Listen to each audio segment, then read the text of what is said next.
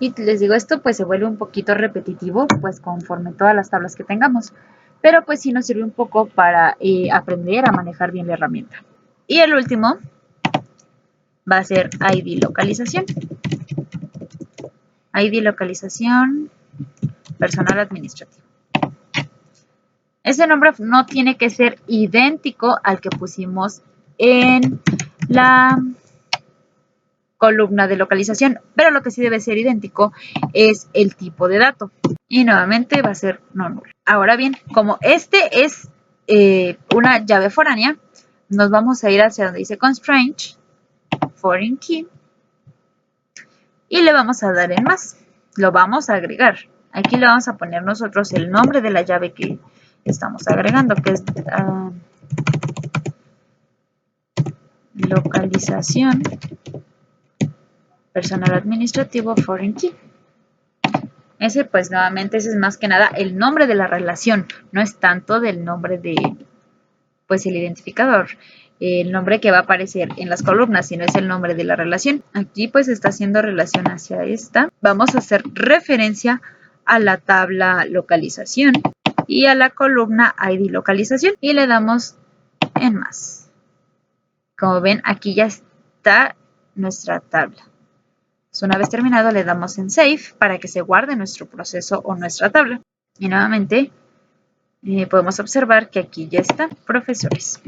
Y por último, la referencia va a ser el ID de la localización, la llave foránea. ID localización, profesores, ¿no?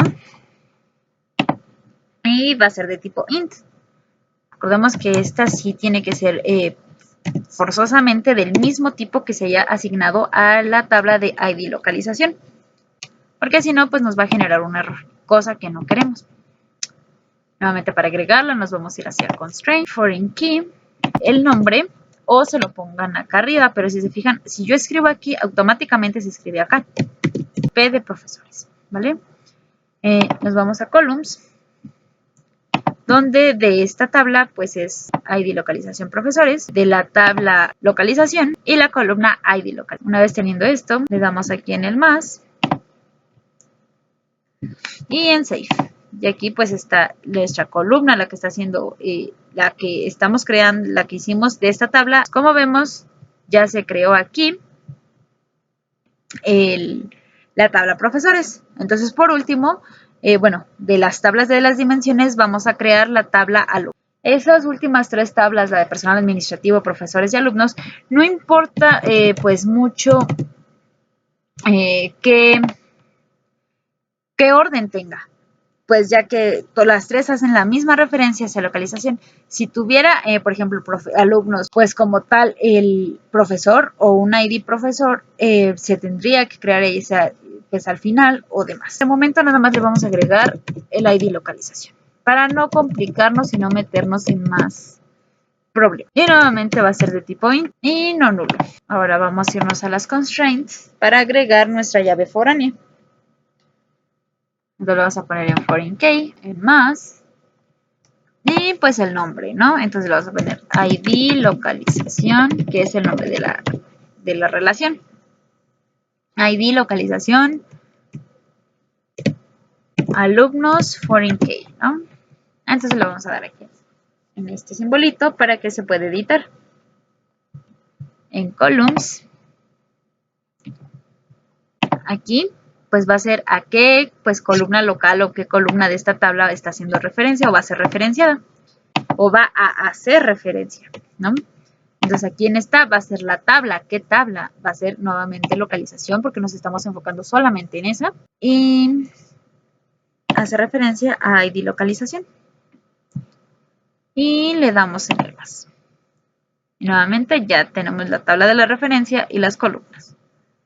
Entonces Save, como podemos observar aquí, pues ya nos está pues mostrando que ya se creó la tabla alumnos.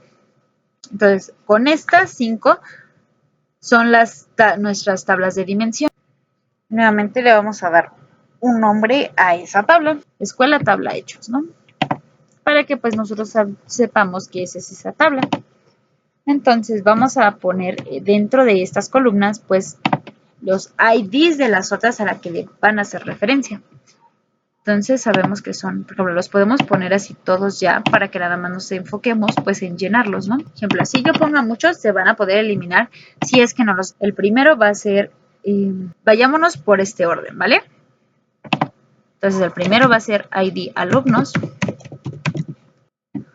y le vamos a dar de tipo int, nuevamente, porque acuérdense que tienen que ser de los mismos tipos, si no nos va a generar un error y para evitarlos.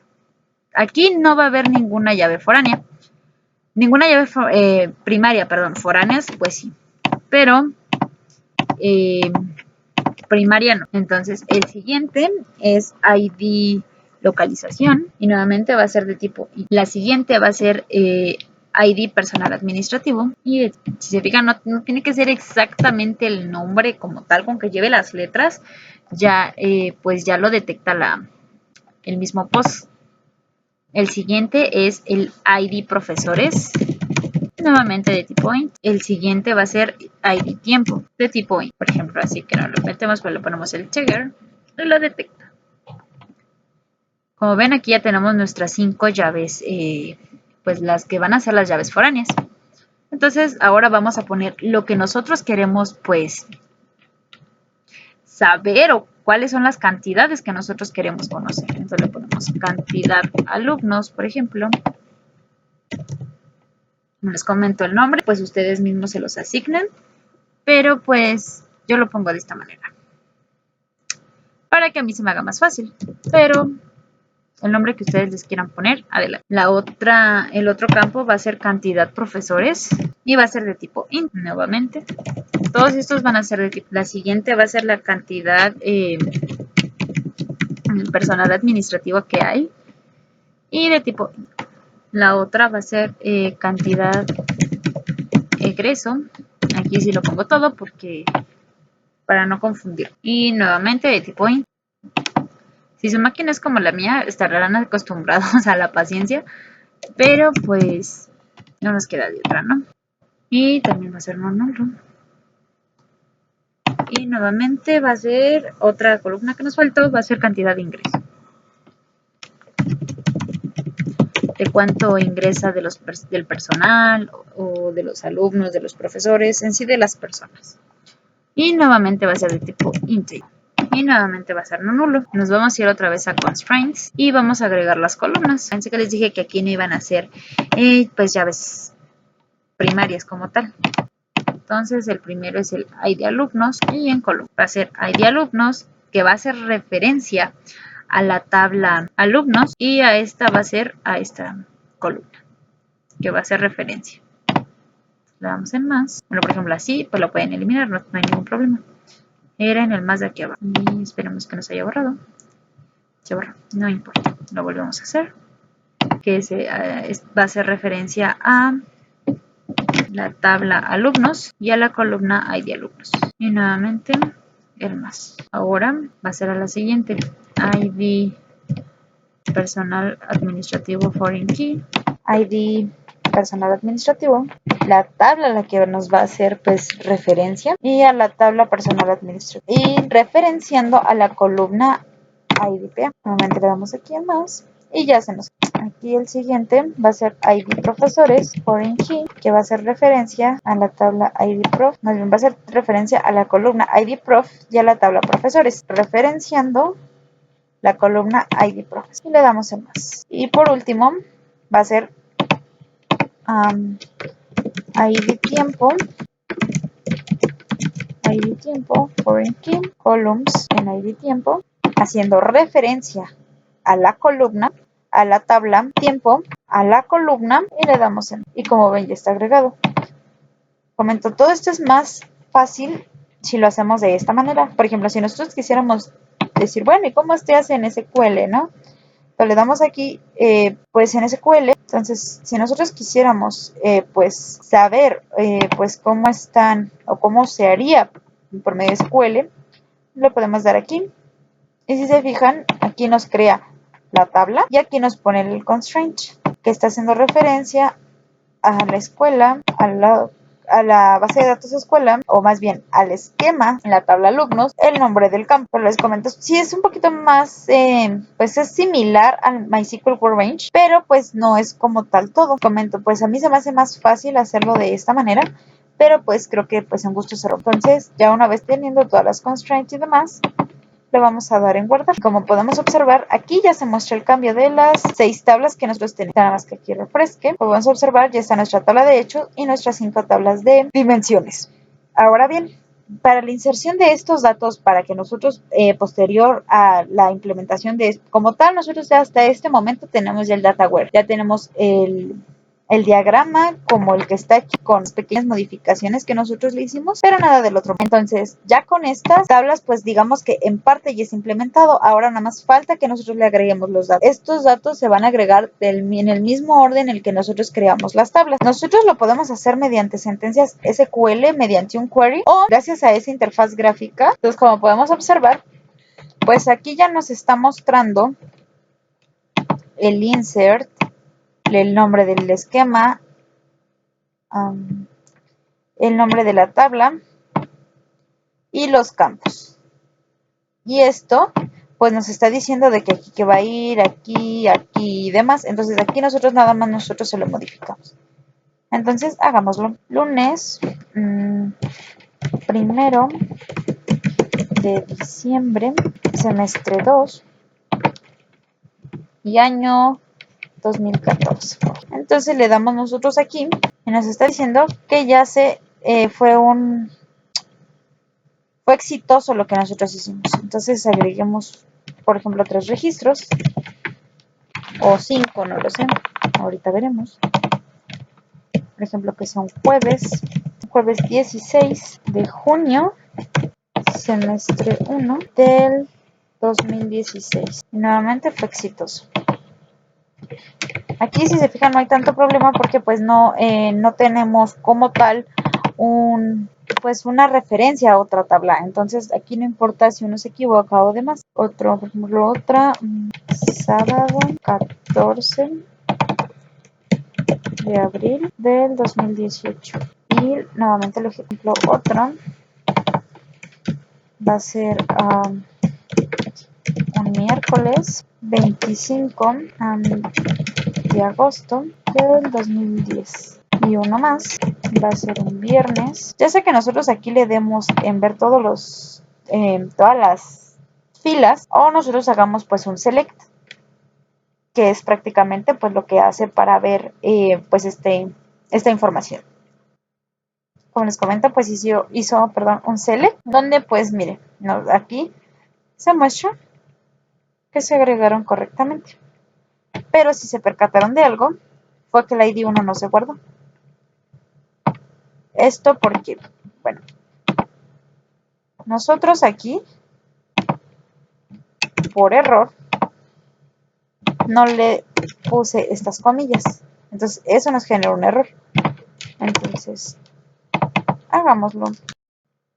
Listo. Entonces, si nosotros volvemos y lo volvemos a ejecutar, pues ya aparece. También para estar con que vente para acá y cámbiale y esto, podemos poner todos los registros que nosotros queramos aquí.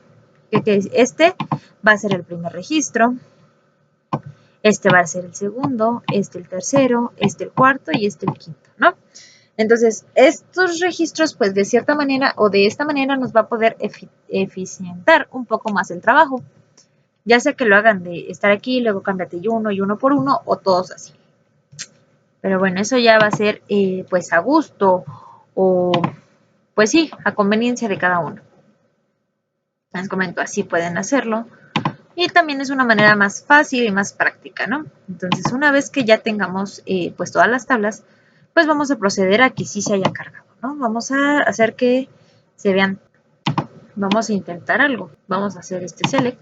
Como podemos ver, aquí ya nos dice que nos va a regresar pues nuestras 5 entradas, ¿no? Entonces, pues de cierta manera vamos a ver ya ahorita todas estas tablas. Entonces, vamos a proseguir a ver que pues todas nuestras tablas ya tengan pues algo. Ya vimos que la de alumnos pues ya la tiene. Ahora vamos a ver la de escuela, nuestra tabla de hechos. Vamos a observar, también está llenada. Entonces, como vemos también en la tabla de tiempo, pues nos regresa nuevamente 5 tablas, ¿no? Digo 5 tablas, 5 filas. Y bueno, digamos que ya con todas nuestras tablas llenas, pues ya se podría, más bien se puede decir que ya tenemos nuestra tabla, nuestro SQL, nuestro Data Warehouse, pues ya terminado. Entonces, ahorita a continuación, pues les van a explicar un poco más acerca de las consultas o las operaciones que se pueden hacer con esos registros por medio de un OLAP. Bueno, después de que ya vimos cómo se creaban todas las tablas de nuestra base de datos, así como la forma de agregar todos los elementos que ocupan, vamos a la demostración de operaciones de OLAP dentro de Postgre o Pillat, que pues en este caso se pueden hacer con el lenguaje de SQL. ¿Por qué? Porque soporta la generación mediante la construcción de un cubo de datos, pero este no se puede generar mediante una única consulta, tienen que ser varias. Y para esto vamos a utilizar el constructor GroupBy, ya que los campos agregados se calculan para varios agrupamientos diferentes sobre los atributos dimensionales. Entonces vamos a empezar con una consulta básica, que en este caso vamos a seleccionar la columna de ID alumnos y vamos a decir que sume los datos que estén en la columna cantidad alumnos o cantidad A, que la nombramos en esta ocasión. Todo esto lo vamos a seleccionar de la tabla escuelas, la última tabla que creamos, bueno, nuestra tabla, y vamos a agregar la cláusula del GroupBy referente a la columna de ID alumnos nuevamente.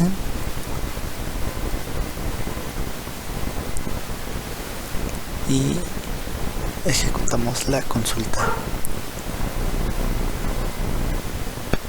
Y como podemos observar, obtenemos este resultado de nuestra tabla original. Aquí vemos que solamente están los campos de ID y la suma que mandamos a realizar. Muy bien, esta segunda consulta será un poco más extensa. Vamos a utilizar más campos. En este caso, nuevamente utilizaremos el ID alumnos y todo será referente a la misma tabla que estamos usando.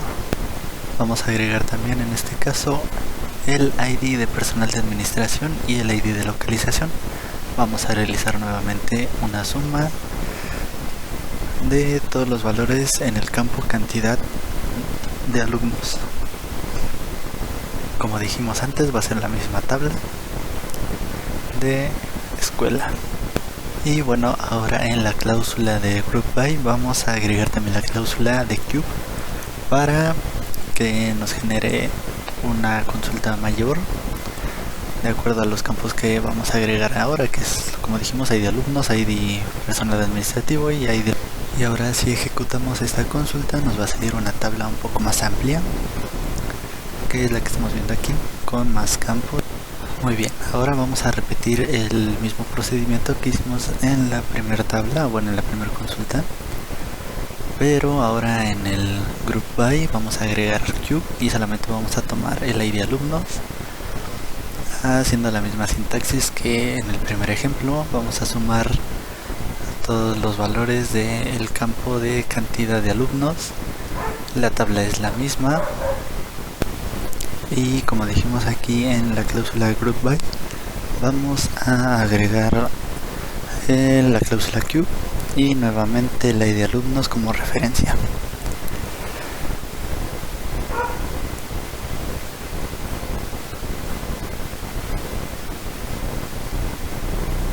Lo ejecutamos y como vemos tenemos el mismo resultado, solo que ahora nos agrega un campo más arriba, el cual tiene un valor nulo. ¿Por qué? Pues porque este no existe en el agrupamiento como tal, es un valor agregado.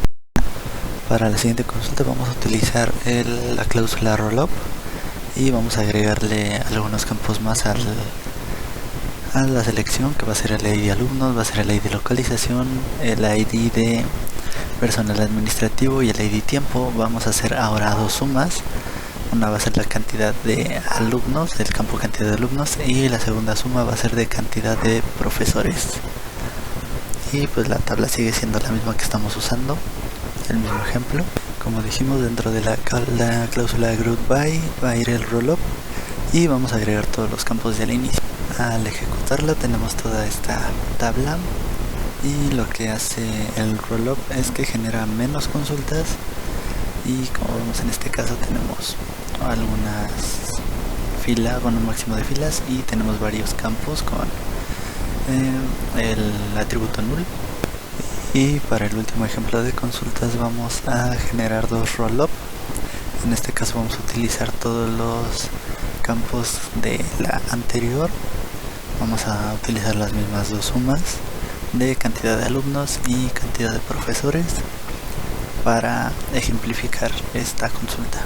Muy bien, para hacer la sintaxis del group by y el rollup, en el primero vamos a poner el campo de ID alumnos, y dentro del segundo rollup vamos a agregar el resto de campos que pusimos al inicio, que es el ID de localización, ID de personal de administración, etcétera. ¿Qué es lo que pasa aquí? Que pues el primer rollup genera solamente dos agrupamientos, pero el rollup con el ID de localización, el ID de personal de administrativo, el ID profesor, el ID tiempo generan todavía más agrupamientos. Entonces pues nos quedaría una tabla como esta, y hay que mencionar que ni el rollup ni el cube permiten que haya un control sobre los agrupamientos que se generan. Entonces nosotros no tenemos control como tal sobre todo lo que se va a hacer dentro de la operación, y eso sería todo lo que viene a ser el rollup en Progress.